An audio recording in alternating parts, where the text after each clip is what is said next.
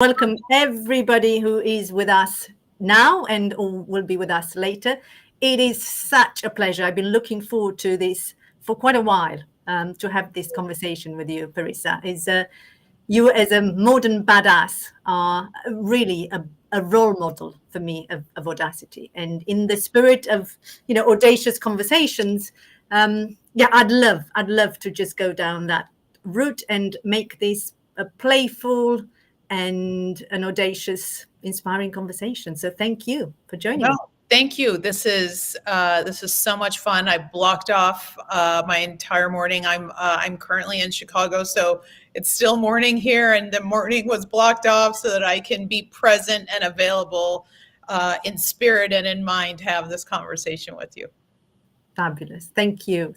And absolutely, I forgot you're in Chicago. I'm in London. If anybody's here from London or from anywhere else in the world, it would be great to say hello to us, and we'll say hello back.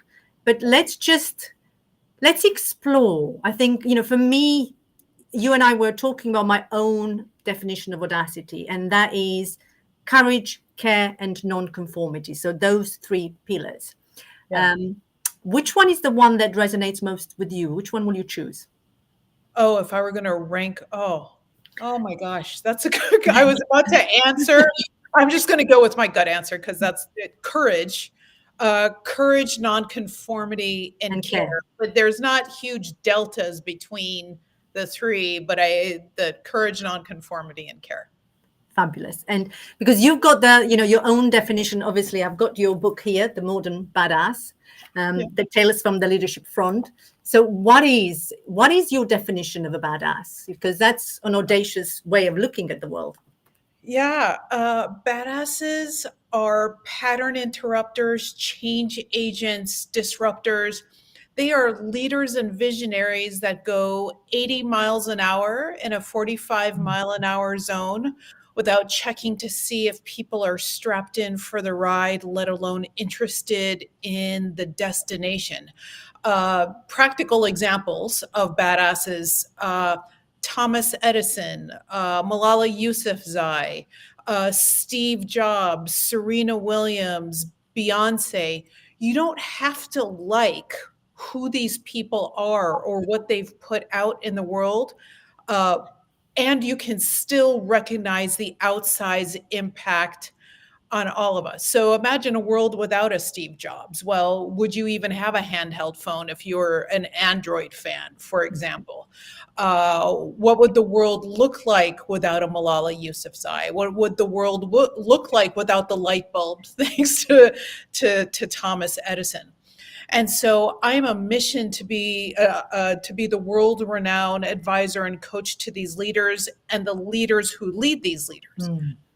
Mainly because it's not that I worry about the badasses that are known or identified. I worry about the ones that we will never meet because they were sidelined or silenced, either by the powers that be or they decided to play a smaller game. I worry about the opportunity costs. Like what future, or Margaret Thatcher, for example, do we not meet? Regardless of her politics, what future Thatcher do we not meet because that person was silenced forever and we did not benefit from their energy, their passion, their drive, etc.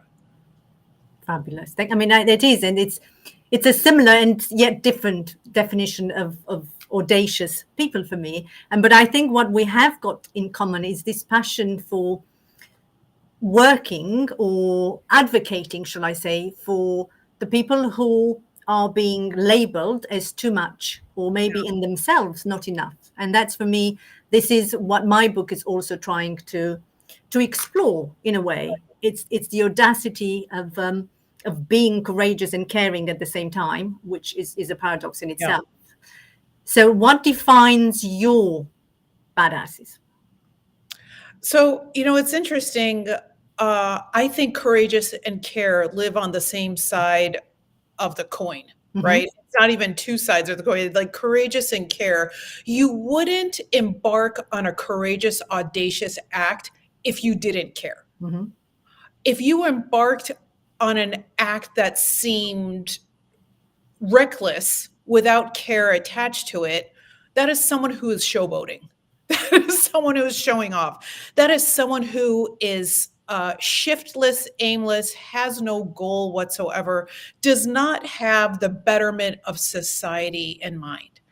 And so when I think about badasses, I've come up with 14 traits of badasses. One of them is that they go 80 miles an hour in a 45-mile-an-hour zone. Another thing that's true about badasses is they're wildly creative. They lean into the spirit of play because they also have a growth mindset. They know that something beautiful always happens on the other side of an experiment, even when the experiment goes pear-shaped, because that's information they never had before. And they say, okay, great, this one didn't work, perhaps the next one will. Okay, this one worked, now let's say yes and embark on whatever the next adventure is in service of whatever the larger goal is. They rely heavily on intuition. They are harder on themselves than they ever will be on anybody else. And this last piece, and I think it speaks beautifully to the care part of your definition, is that they are so desirous to be in community with other people. They don't always know how. The degree of sensitivity about these badasses across the board, across any of the badasses I coach or have coached, the degree of sensitivity is something to behold. I love that. Thank you, Parissa. And actually, what you reminded me of is that the reason I have swapped the courage and care in my strap line of my book. So the Audacity Spectrum is leading with care, courage, and non-conformity. I'm giving that credit to you from the conversation that you and I had in Cuomo, actually last summer. And because originally I started with courage. For me, I always, think of myself as a courageous soul. If you ask anybody, what they will get at the end of a journey with me, they'll say, more courage. I give people courage. So I've always had this, story, I suppose, narrative that I am leading with courage, that what I'm most known for is courage, and also this huge belief that anything is possible. And yet you just brought that into my own consciousness at the time, that I actually lead with care before I lead with courage. And for me, it's always, you have to care so much about someone or something that you then don't care about what other people think. Exactly. And it takes a lot of intestinal fortitude to be that person. It is an active choice. One of the things that I've talked about on my own badass journey is I have said, don't treat it like it's a party trick. It's not something that I call up and say, oh, I feel like badassing today, or, oh, I feel like being polarizing today, or, oh, wouldn't it be fun if I acted a contrarian today? It's more of I am so committed to a particular idea, and my intentions are clear. I'm clear about what the goal is. I'm clear about what the strategy is. I am going to call up all of the energy I possibly have to bring it to your attention. And it's you can't do that without care. How do I hold care for myself, knowing that there might be blowback from people that might not understand yet? So care for the mission, care for myself, care for the people I serve. It takes a tremendous amount of energy to do that. And as I know, that's true. As you embark on an act of courage, or as you invite people to step into what courage looks like for them, that is a degree of effort that I don't believe other people fully understand. Totally. You're absolutely right. And in that way, for me, the word that comes to mind as you were just explaining it is this word of tenacity. Yeah. When you care about others, you care about your mission, you also need to make sure you care about yourself, because it's difficult. You could care too much about others at the expense of yourself, or the other way around, people who are very self-centered. And finding that balance is probably one of the most difficult human endeavors, really. To really, it's almost, sometimes I do think it's elusive, because finding the balance between those three pillars, it's never easy. And yet I think that's what you and I and many people on this planet are trying to do, are set to do, to find that very elusive balance. But so no, in absolutely, in terms of the for me, the tenacity is that extra. So I always think, when I was starting to think and write about the book, I always had this concept of the little extra, the which is a too muchness, I suppose, in your definition. People who are, maybe labeled as too emotional, as too stubborn, too brash, too bold, too loud. Yes, all the two. All the too muchness, which actually starts with a good intention. It's in the positive intention, and then it can be, goes into the non-conformity, is where it goes. Is that boundary that sometimes we push the boundary, and we just have to stand up for what we believe in.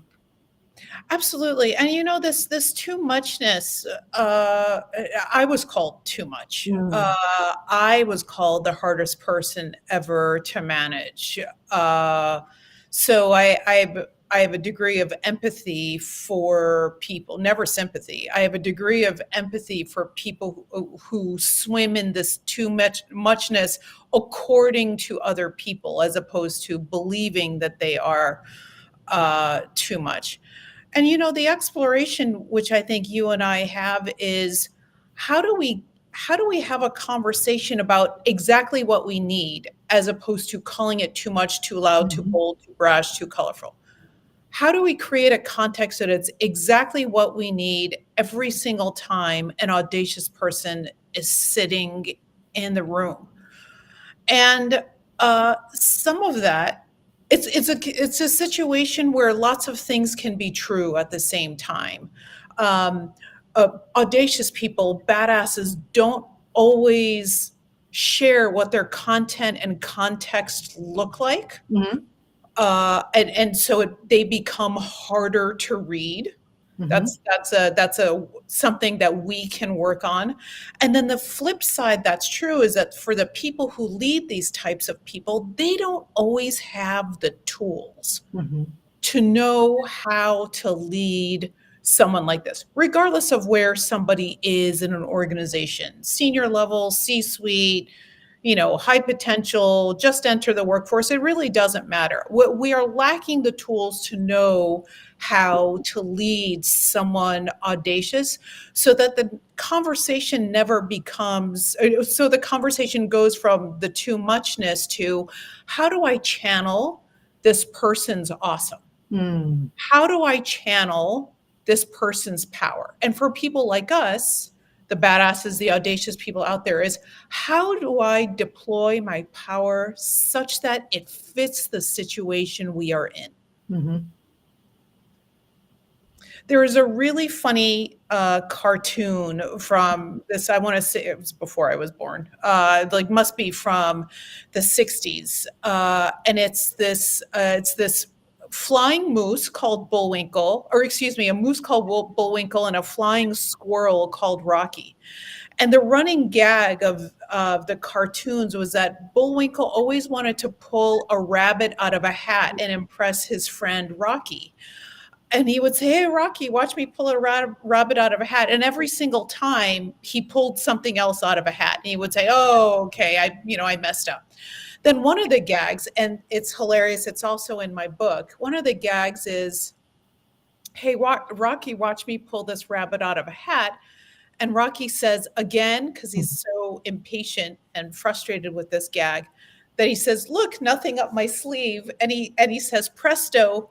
And instead of pulling a rabbit out of a hat, he pulls out this rhinoceros. And then Bullwinkle says, oh, I don't know my own strength.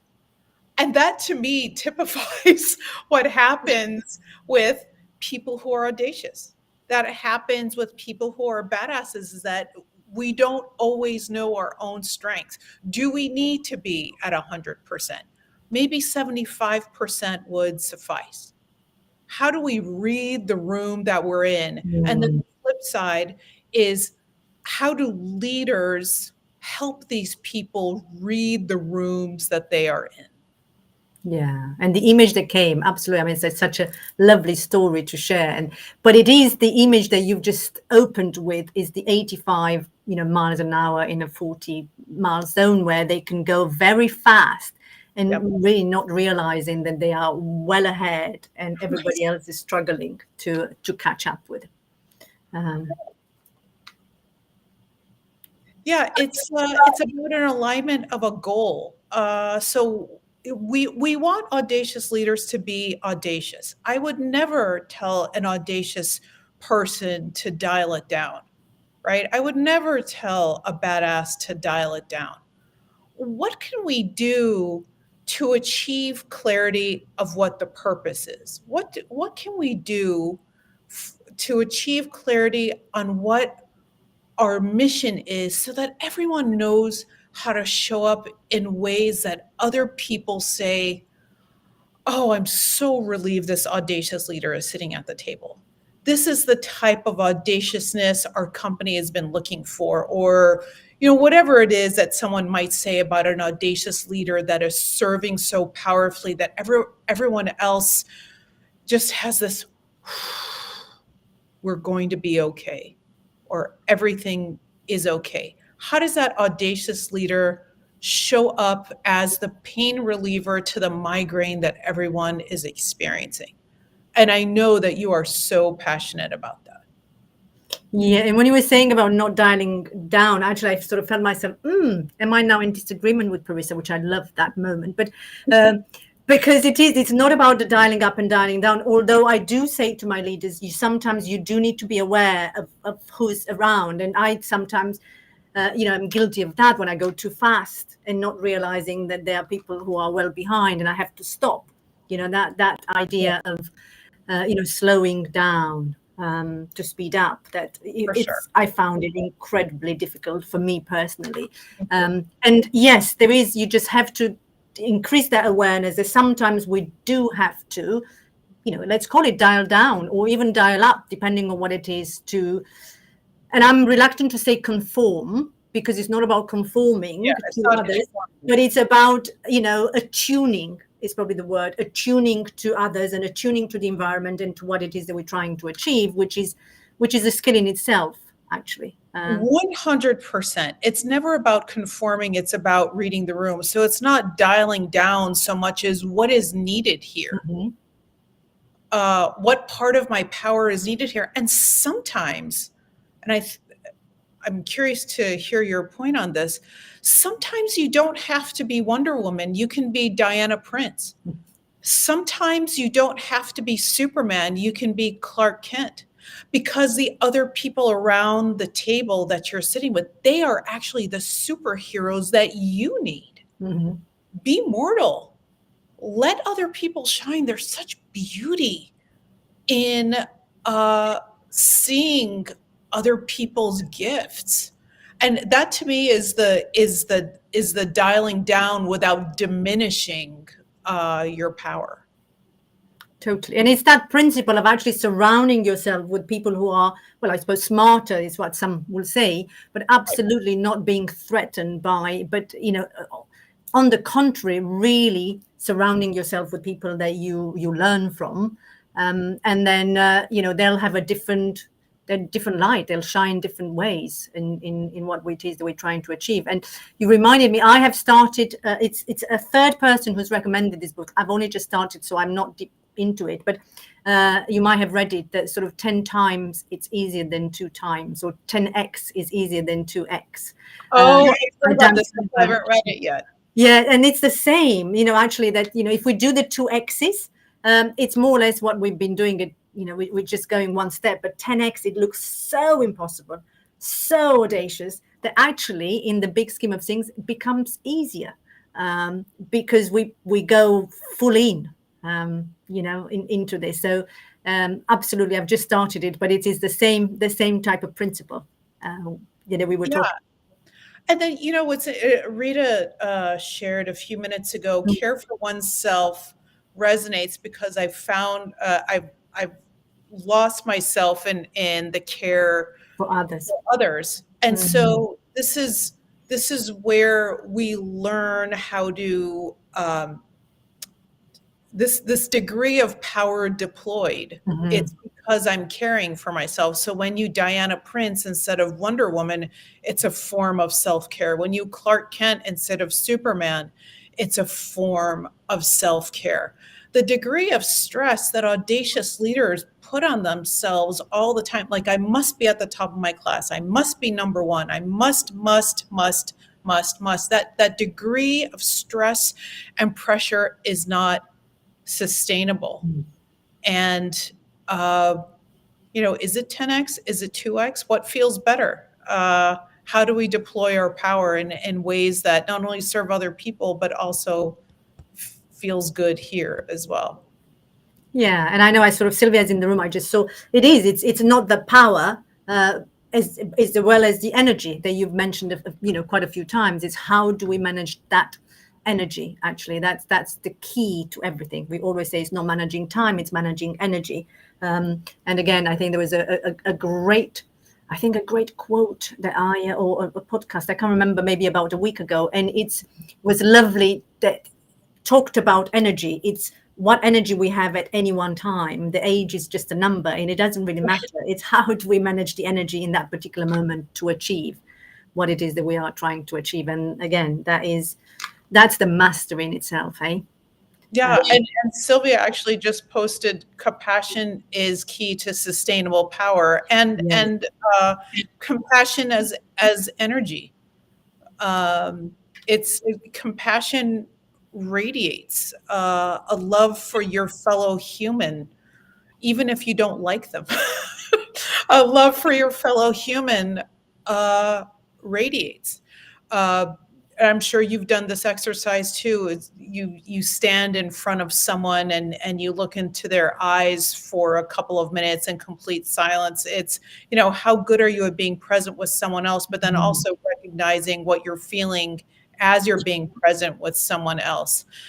And I have been in moments where I have decided to send love, support, care, and energy to the person across from me, and we're not saying any words, that person starts to cry. So it's that compassion as an energy, care as an energy for ourselves and for other people, and then the desire to have goodwill, the desire to support community. Those energies radiate and elevate the dialogue and the unity 100%. Absolutely, yes. And you and I mean, we did it. I can't remember, was it Kurosawa, with it's part of our own community in 4PC, and that's an incredibly powerful exercise to do, where you just deeply look into someone's eyes for 2 minutes without saying anything. It's looking deeply into their soul, and it just brings a lot of those emotions. But for you, your superpower, I know you lead a lot with empathy. You talk about that explicitly, and the model is all about that. So it's going into that power of compassion, and it's even if you don't, especially when you don't agree with someone. Exactly, and that is as I age, and hopefully people will learn this before I learn this. But as I age, you don't have to like someone, and you can have compassion for them. You don't have to like someone, you can have empathy for them. And so because I'm so in my corporate life, I always felt like people were sitting in judgment of me. Now, whether or not that's true, it's totally different. It was a perception I had at a time. And so in the work that I do is I don't ever want anyone to feel like I'm sitting with sympathy. It's, I believe that you all have the tools you need to be successful. And so we are walking with this path together, shoulder to shoulder. And we are seeing the horizon up ahead against us. And we may make different choices depending on what we see in the horizon. I don't ever want anyone to feel like I am sitting in opposition to them. It's not helpful. It creates conflict. And what that does is that it makes it really easy for people to misunderstand each other. And I think empathy in conversation, empathy in business, empathy as one is creating business strategy, let alone whatever your leadership strategy is critical, necessary, and it's missing in a lot of conversations these days, I find. And actually, again, talking about empathy, I'm sure you have read, and if not, it's one of the books. It's Chris Voss, Never Split the Difference. So empathy it's the most important skill in any negotiations. He was the FBI hostage negotiator, but yeah, absolutely. Without empathy, you really, especially when it's life and death. Exactly. But I'm aware we're sort of 4 minutes away from the end. Parissa, I'd love to hear what is a very audacious or some audacious experimentation, as we talked about experiments, that's out there for you in the next 12 months or so. Oh my gosh. This year I am fully leaning in to the risk of toppling over, of building up the speaking portion of my platform. I'm so passionate about badasses that I have. I'm speaking to a private group at the end of this month about how to help people tap into their badassery if they believe that they are not badasses. And then in the middle of April, I'm speaking on a topic called the Steve Jobs You'll Never Meet. And I am letting the world know about my platform more and more and more, which is very scary to me. And at the same time, that's how I know it's the right and best place for me to be, because I find it very intimidating. And I'm doing it anyway. Of course, you and I were sort of talking about it. It's you want to feel scared a little bit again. Yep. Because that's outside of that. I want to feel alive. The fear, when I feel the fear of creating this speaking platform, I am feeling alive and aligned with the mission. So all of those things are true. Of course. And so how could we find you? Where do we find about these speaking gigs? Oh, thank you for asking. So the best way people can find me, one of the best ways is on LinkedIn. We're on LinkedIn now. Connect with me on LinkedIn. And then also my website, sixthsensestrategy.com. I have a newsletter that I publish 2 times a month on LinkedIn. People can subscribe there. And if people are interested in taking my Modern Badass quiz, go to the top of my profile and there's a link there that will take you to a quick quiz that will give you quick results at the same time. Yeah, I'm sure there'll be, like, if anyone is curious in the room, whether now or when you watch this later, just find out how much of a badass you are within 5 minutes or so. That's fantastic. Well, thank you, Parissa. Thank you. I mean, actually, it's just having for us, the newsletter, for sure, just subscribe to that and everything else. And we've got, so under Adaptaa, we've got our own authentic leadership newsletter that comes out once a month. And under my own, I've got the Audacious Leadership newsletter that comes out once a month. And I'm really looking forward to continuing having audacious conversations with you offline. And then looking forward to having Sylvia on it's a special edition, on Adaptaa next week. Oh, she's brilliant. That's going to be a wonderful conversation. I will make sure to tune in. Thank you. So that's sort of taking care and compassion to an extra level altogether.